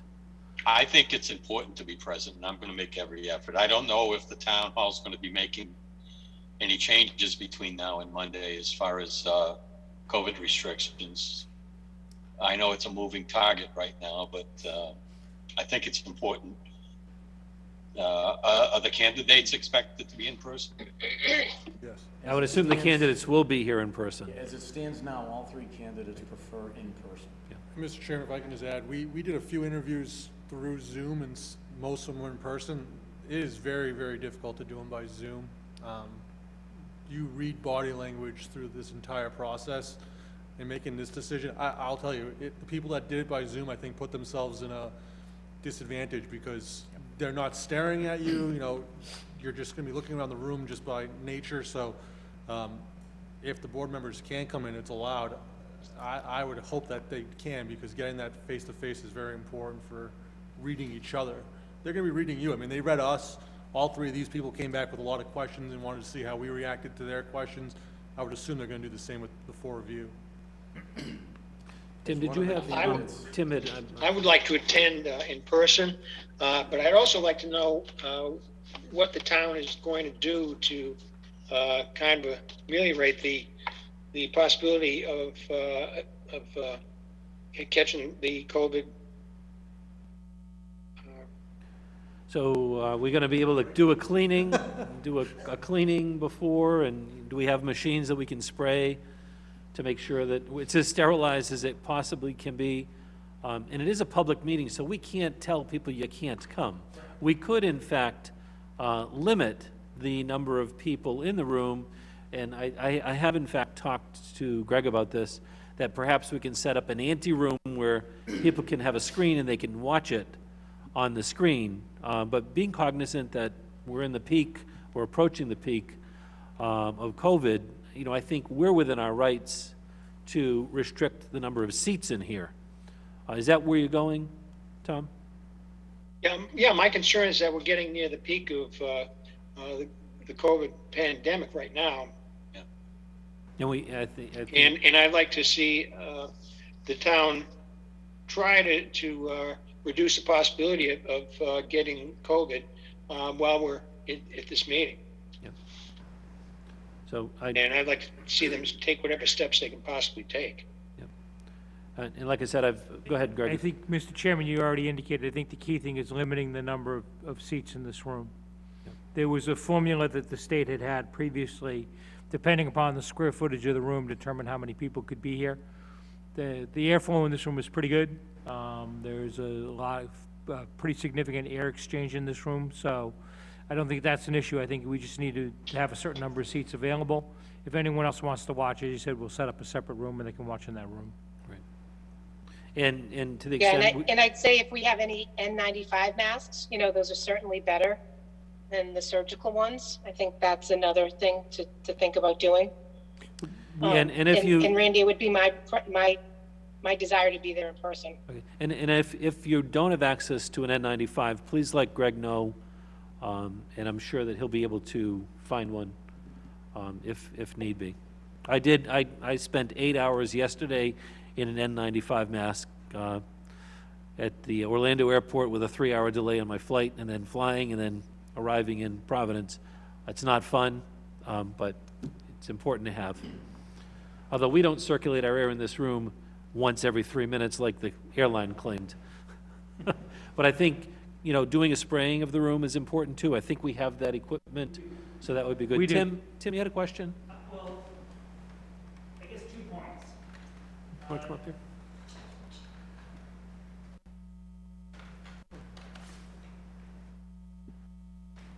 I believe there was mention of possibly taking a preliminary vote on paper. I believe if you're holding a Zoom meeting, that may be a violation. Alternatively, I don't think it has to be held in this room. We do have a very spacious auditorium that you might consider holding a meeting that would allow people to spread out. It also has a very high ceiling. That's a good idea. Just wanted to offer those to the board to consider. Right, appreciate that, Tim. Thank you. You know, I think having all the board members here will alleviate the first concern, so long as we're all present. But the second concern, having a bigger room, Only problem, we can't record. Right. We can't record in the audio.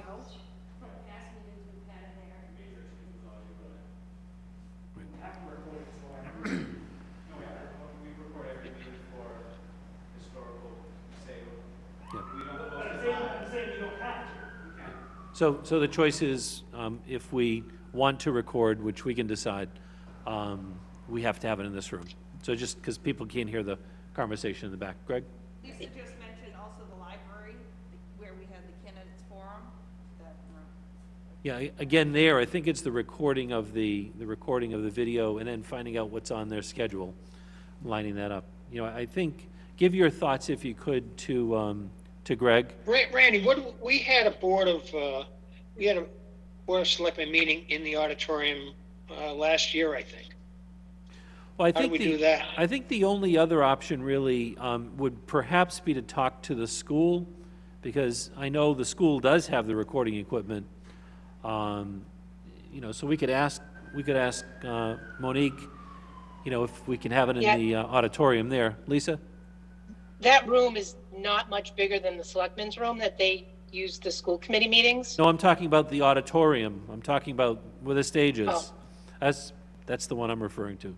They do tape the town meetings there, so. We don't have to have it taped either. We can I don't know that have we it. want to go into the school. I think that's there's probably much more traffic there. I think if we control access, limited number of people in the room that's safe, and create an overflow area, I think that'll accomplish the same thing as any physical environment would. Yeah, I would agree with Earl. If we could have an overflow area, that would minimize the risk. Yeah, and that's actually where Greg and I were talking last week, so to have that available. Okay, and I think the key one here, to Tim's first point, is that we're all planning to be here. You know, God forbid we all remain healthy and can be here, and we'll have N95 masks if you need them. Please let Greg know. Did you say you're going to have K95 masks there? We'll have them. Yep, they'll have some available. Okay. I have some at my home. I can bring some too, so. With that said, I can't thank you enough, Nick and Kevin. I think this was a great idea on the committee's part, to have you, Kevin, as a consultant. I think it's worked out very well to date, and I think once we conclude this, we'll be very happy as well. So I do want to make mention, not just of Nick, and I see Sarah on the screen as vice chair, and we mentioned Greg Linsky as secretary. Thank you all for helping to administer all this and guide it, along with Leslie Baker, Elaine Davies, Jen Finlay, Monique Perriangeli, Mark Rogers, and Nathan Winder. So the board and I thank you all for all the work you've put in. Very much. Thank you very much. Thank you. Great job. Great job.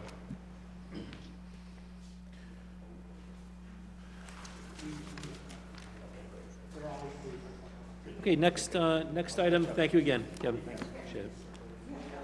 Next item on the agenda is the open meeting law complaint, acknowledgement and response. We received an open meeting law complaint back on, I think it was December 10th, did it come in? So, we received a copy of the open meeting law complaint on December, it was dated December 6th, and the question was concerning the December 8th meeting. I can't remember the exact date. Excuse me, right, December 10th was the date. That was a fax date, November 8th, the November 8th meeting. December 10th was the date. Correct. And in that, it's in our package. The indication is, this has never been brought to our attention, so, I certainly thank the individual for bringing it up. It's never, I think we've made great strides over the past 5 or 6 years in documenting everything from putting drafts available to the public before they were officially voted at a meeting. So and this appears to be another area that we weren't really focused on. So really what it means is we've got to provide the list of the attachments that we've talked about in the meeting. Courtney has provided some examples of that, and she actually started doing it in our meeting minutes. I think our most recent ones, we started seeing those attachments. So Greg and Courtney have compiled a response. I don't know, Greg, if you have spoken with the individual on the complaint, or if you've just spoken with the AG's office. So I can summarize my conversations, Mr. Chairman. Thank you. I did speak with town council, who reached out and spoke with the individual who did issue the complaint.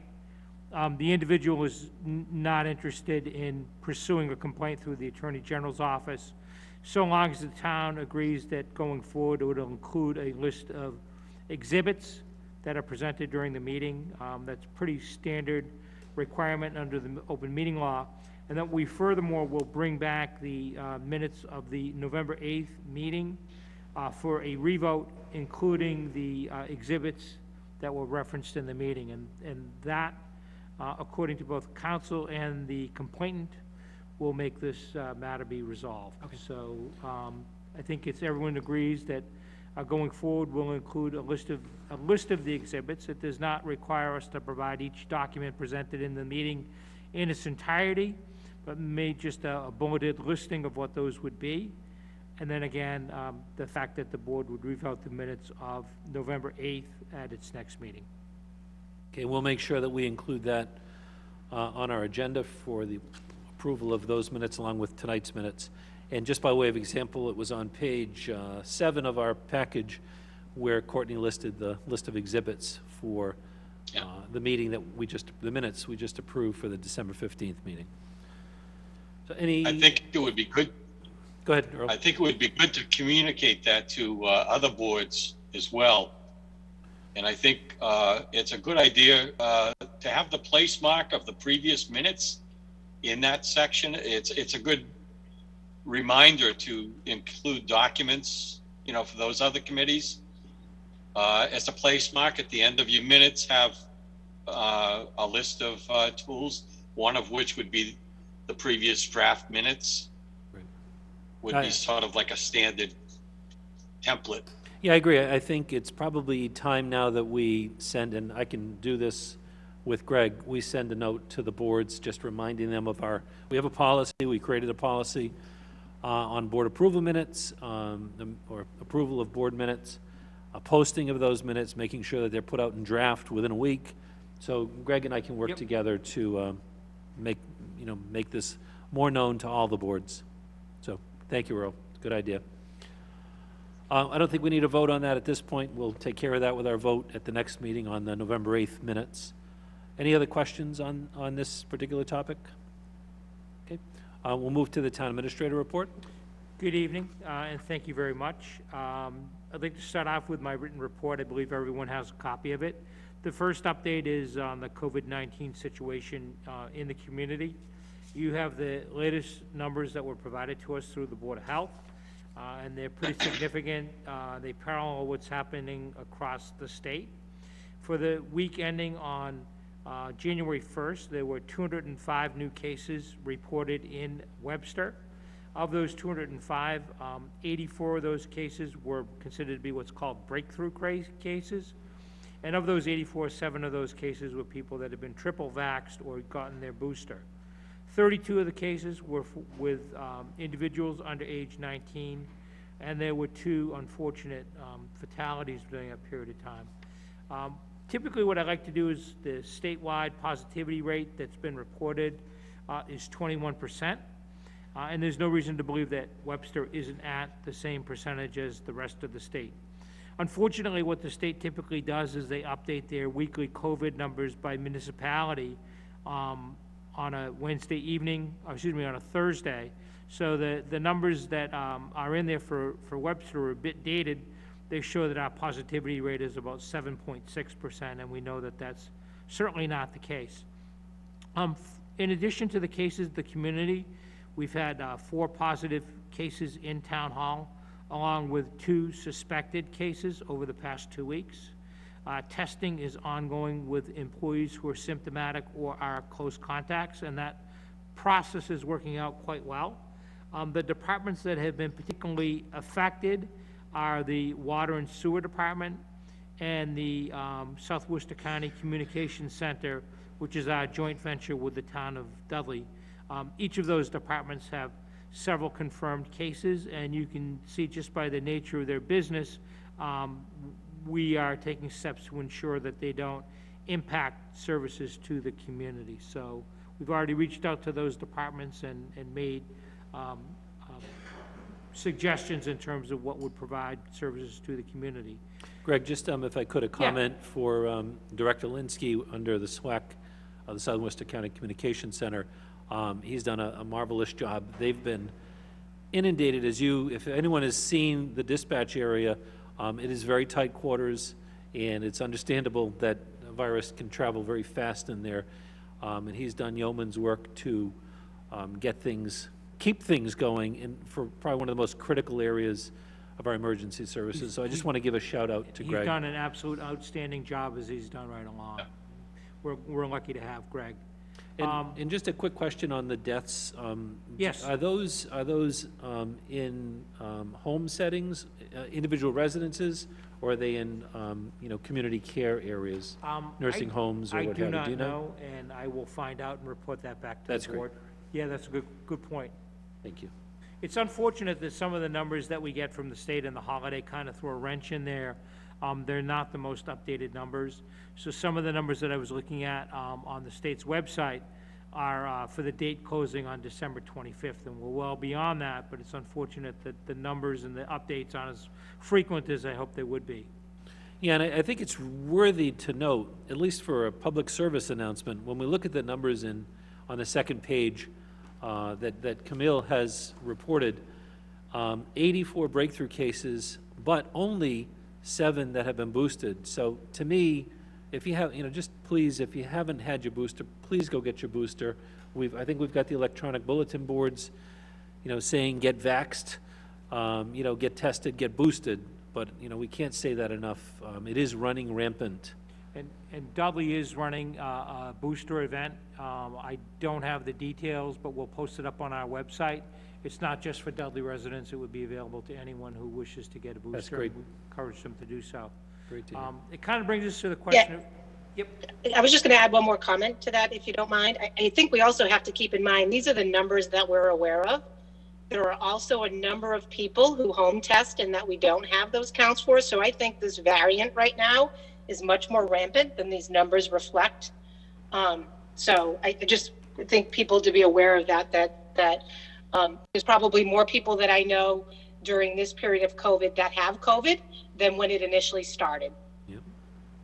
Very true. Thanks. So I Very, think very it's widespread right now. Yep. So in terms of our public buildings, we do require that our employees and the public wear masks. We've been doing so since this fall, and there really hasn't been an issue with that. But we are carefully watching what steps we may need to do. One of those would potentially involve the closure of our public buildings, and we would do so only to prevent a further spread and risk of infection. What I would suggest is if we're going to do that, we do it only on a temporary basis. I'm not ready to do that or recommend that this evening because I think what we're missing is the input on the latest numbers from the state, and that's kind of the key piece that's missing. I also would propose that we would have our employees present in-house during any closure.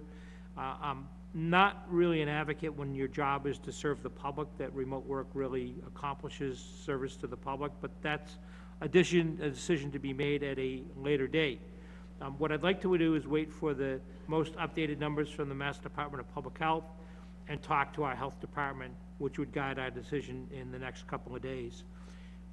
We did, at Tim's request, Tim and Courtney did put together a listing of how other communities are handling it, and there are a couple of communities that have indicated that they will be closed, and that would be Auburn, Boylston, Groton, and Orange. And I know that I drive by the Upton Town Hall on my way into work, and they had a sign out front saying that they're open, Town Hall was closed and they're open by appointment only. So we are seeing that there are some closures, but we need to really think about it carefully and determine what's best for our employees and what's best for the public. And that's not an easy decision.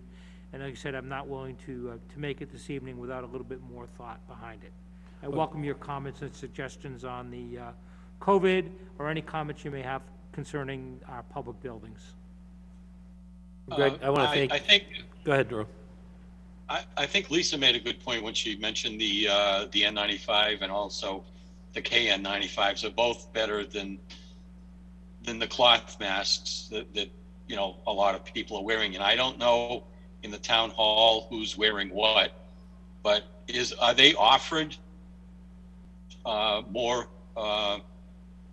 robust masks than wearing their own personal masks? Go ahead, Mr. Greg. Chairman, thank you. Yes, Board of Health has a supply of masks that are available. I did verify that there's a sufficient number to accommodate all of our employees. One of the things that I think I'm kind of leaning toward at this point is there are employees who are unmasked in their work area, and I do think the idea of having our employees masked for the time that they're here in Town Hall is important.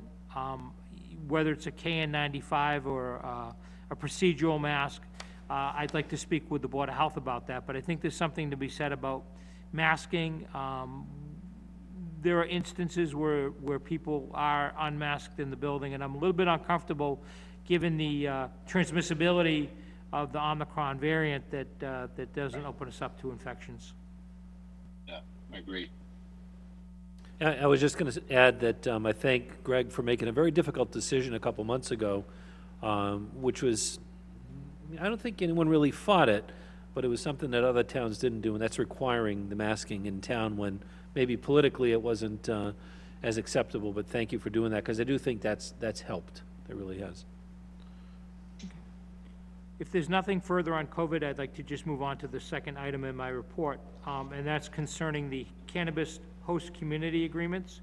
So I've been having discussions with a company by the name of Canvass, Canvass, LLC, and they're interested in opening a cannabis retail store at 4 Town Forest Road. Normally, I would ask that the board invite them in and go ahead and execute the agreement. However, there are 2 previously negotiated host community agreements with Boathouse and Florencia, which both appear to be unused, and I would suggest that we bring in, or you bring in, both Boathouse and Florencia, and ask them what their plans are for opening a cannabis establishment. So the Boathouse signed an HCA with the Board of Selectmen back in November of 2020, and from what I can see and the people on board that I've spoken to, there's been no progress made on that establishment. And the Florencia agreement was signed in August of 2021, and similarly, we do not see any progress on that either. And as you know, we have a limited number of these licenses available, all of which would generate significant revenues to the town, but they only will generate revenues if they're being used. And that's why I'm suggesting it's appropriate, before any action is taken on the Canvas host community agreement, that the proprietors of the other businesses be invited in and explain what they intend to do, and potentially that will guide where we go with additional HCA's at that point. Greg, do either Boathouse or Florencia have clauses in their agreements that prohibit another company coming in and opening retail? Or that somehow would restrict another company? Not to my knowledge. Okay. And one of the things that I think is important with the HCA's, and I can kind of say it here, is negotiation that a payment is due to the town on a certain date, whether they open or they don't open. That encourages them to forthwith move forward with plans to reopen the building, to reopen their business, if they wish to, and that language kind of protects the town, and these agreements, from what I can see, don't have that language. So there's nothing to penalize the individuals from sitting on the licenses and waiting, whereas if there's a provision that they have to make a payment by a certain date, it encourages them to move forward and get their business open so they begin generating revenue and in turn pay the town with the amount that's due to it, so. Yeah, and I'm going to assume that Florencia and Boathouse may come back to us and say, hey, you know, the holdup isn't with us, it's with the state. Obviously, we need the answers to that, too, with our conversations. Mr. Chairman, I actually can answer that. I don't know about the status of Florencia, but I do know that the Cannabis Control Commission, I did reach out to them and did speak to them, and the Cannabis Control Commission did approve the Boathouse license back in April of 2021. So there's no holdup on that end. So, you know, my suggestion to the board is to actually have Greg, in his capacity as town administrator, to, you know, have these conversations with them, and then, if it makes sense, invite them to meet in front of us to give us an idea of why, you know, we signed the agreement, especially, you know, the one in 2020. It's been over a year. Why nothing's happened? So, Greg, if you would, yeah, if you'd be able to. I will absolutely reach out to them. Thank you. Then thank you for bringing it up. Okay. Number 3 on my list is budget and capital. So we are now in calendar year 2022, and that kind of is the beginning of our budget process for the next fiscal year, which would begin on July 1. So that would be fiscal year 2023. And budget guidelines and capital guidelines are being issued to our departments this week. Departments will be requested to update their 5-year capital plans and submit that information no later than January 14th. And budget proposals are due on January 28th. Either myself or the incoming town administrator has a responsibility for finalizing the capital budget and the operating budget recommendations and submitting those to your board and the finance committee. And I just want to note, regardless of who's selected and who does this work, the process is underway, and I'm fully confident that the calendar deadlines will be met over the next few months. So I just wanted to give you some assurances that the incoming town administrator will inherit a document that's in progress, which I don't think is a bad thing. I appreciate that, Greg, and I'm sure you were kind of hoping that we would have the town administrator here by the time this requirement Right. comes up, but I do appreciate But it. you know as well as I do that a lot of these dates are driven under the town charter, and it says that we have to have things prepared by a certain date, and what I don't want to do is I don't want to kind of get too crunched up on the calendar, because then it creates a crisis and a rush situation. Mr. Bell, the finance director, and I will still plan on meeting with departments beginning in February. That's the protocol. We go through and we vet the budgets. And that's how we really spend the month of February, is going through each of those departmental budgets and meeting individually with the departments to determine what they want and what they need, and then including that in the budget recommendations. It's a testament to your professionalism, so thank you. Thank you very Very much. much. And then the last thing I have on my report is an incident that occurred at Memorial Beach. And I do want to just kind of read what I wrote here. It was brought to my attention through the Board of Selectmen that several hunters were using Memorial Beach as a staging area over the weekend. And I've learned that duck hunting is legally permitted on the lake so long as it's in excess of 500 feet from the nearest resident. But no permission was granted to anybody to be walking on town property with a hunting rifle. I did speak with Representative McKenna, who was most helpful, and set up a conference call with the Mass Divisions of Fisheries and Wildlife, who has jurisdiction over hunting. And the officials at Mass Fisheries and Wildlife affirmed that they did not grant anyone permission to use the beach as a staging area. And this is despite comments that were made by the individuals who were actually out in the field that claimed that the state gave them permission. So the town may post the beach and/or the boat ramp that not to serve as a hunting staging area or having hunting weapons allowed. I think having given the frequency and how many people use that area for exercise and such, it's rather disconcerting to see someone walking around with a rifle. We will need to work with town council in terms of whether the prohibition would exist in the form of a policy, which you could vote, or a bylaw, which would need to be approved through town meeting. So it's interesting that I have seen in the past in South Pond, in one of the swamps closer to Point Breeze, that there were hunters in a boat many years ago. Tom, you may have seen that because it's kind of opposite where you live. So, I understand that it's legal, and I understand that there's a hunting season for ducks and geese and other waterfowl. I think the big concern, Greg, is what you say. We've got people that walk Memorial Beach. We have people that, take their dogs down there.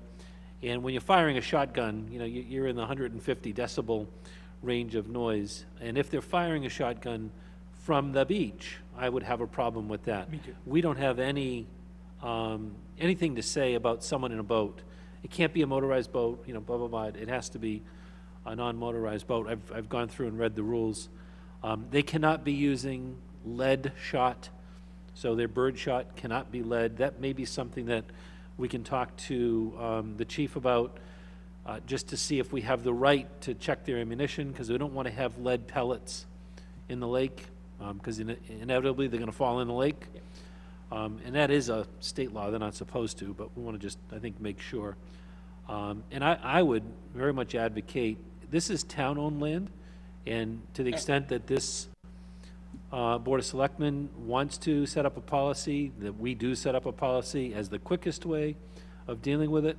It seems as though hunting season is over, from what I've Yes. researched. Duck hunting season is over. But, I also don't want to see something, if it's happening on a September day with boats around. It doesn't, unfortunately, the law doesn't say anything about boats. So you could have a boat running right through their decoys, and they see a goose and they start shooting, or a duck and they start shooting. That's where I'm concerned, and I think that's an argument that, maybe we want to have Representative McKenna talk to the state about. These setups are normally, they've got duck blinds, goose blinds, so they can't see the hunters, but I can just envision, some boater going by, and there's a bunch of decoys in the water, and there's someone shooting from a, shooting a shotgun from a canoe or a kayak or a rowboat, so. Board members' comments? No, I think the immediate concern is the town-owned property and the security and safety of that area for residents, and the other issue, like you say, is the water. But that involves the state level. But I think action in both areas is probably necessary. But it astounds me that rifles and shotguns are on Webster Lake municipal beach. Yeah, I will make a clarification. You cannot have a rifle, just out of clarity, because hunting season in Massachusetts for birds is only shotguns, and I say only because Okay. shotguns are not going to go as far. The bullets are not going to go a mile like a 22 round can go. It is shotgun. Doesn't make it any, in my opinion, any less safe from our beach. Tom, were you going to mention Yeah. something? I have a problem that Memorial Beach is being used as a staging area because there are a lot of children that are at the beach at any one point in time. And also that they're using the island off of Memorial Beach, the landing area, for hunting. That's where they're hunting. And I believe that is town-owned land. Yeah, and it's my opinion that we can, if we can't make a policy, it's town-owned land, and we're the executive branch of the town, so I think our first bet would be to set up a policy, I want to say outlawing, but not prohibiting hunting from the land. We can't do anything if they go on a boat. But, if someone is Right. walking down with a shotgun in a, in a case, then we can't stop that. We just want to make sure it's not in a case. That it's in a case, and they're not, maybe just hanging it over their shoulder. Lisa? Yeah, my only comment around this is what is really enforceable if, the police go down there. We write a policy. How many people are really aware of that policy? And would the police be able to enforce a policy, or is going the bylaw route the way that we need to address this? Yeah, and I think that's something that Greg will have to investigate. If it's a policy, we've got a lot of policies. Anyone that's been at the beach can see all the policies. For instance, we have a wildlife feeding policy, which is driven by bylaw that we can institute and give tickets and warnings. I hear you that a policy, we might not be able to ticket, but I would think we'd be able to enforce, assuming it was posted properly. But it's a great question, Lisa. I would leave that, to Greg's investigation. I know I received a phone call too. Someone was shocked. And they were probably even more shocked when I said, well, hunting is legal if you're in a boat. I think you wouldn't be able to hunt if you didn't have permission of the landowner, and I understand they were trying to hunt from the shore, and that's where I have a problem. Yeah. Any other questions on that matter? If not, any other questions for Greg? Otherwise, I'd entertain a motion to accept the town administrator's report. I make a motion to accept the town administrator's report. Second. A motion and a second. Any further discussion? Courtney, would you poll the board, please? Selectman Claybart? Yes. Selectman Contos? Yes. Selectman Gabor? Yes. Chairman Beck? Yes. Our next item on the agenda is an executive session matter, listed as number 3, to discuss strategy with respect to collective bargaining or litigation if an open meeting may have a detrimental effect on the bargaining or litigating position of the public body, and the chair so declares. We've listed here SEIU Local 888 Clerical, SEIU Local 888 DPW, Mass Cop Local 473, Teamster Union Local 170, to discuss contract extension. Could I have a motion? So moved. Okay, So moved. Does that work? yeah, that works. Second? Okay, we have a motion and a second. Before, any further discussion on the motion? Before voting on this, I will say that we will come back into open session solely to report on this matter. Courtney, would you poll the board, please? Selectman Claybart? Yes? Selectman Contos? Yes. Selectman Gabor? Yes. Chairman Becker? Yes. So we will now go into executive session.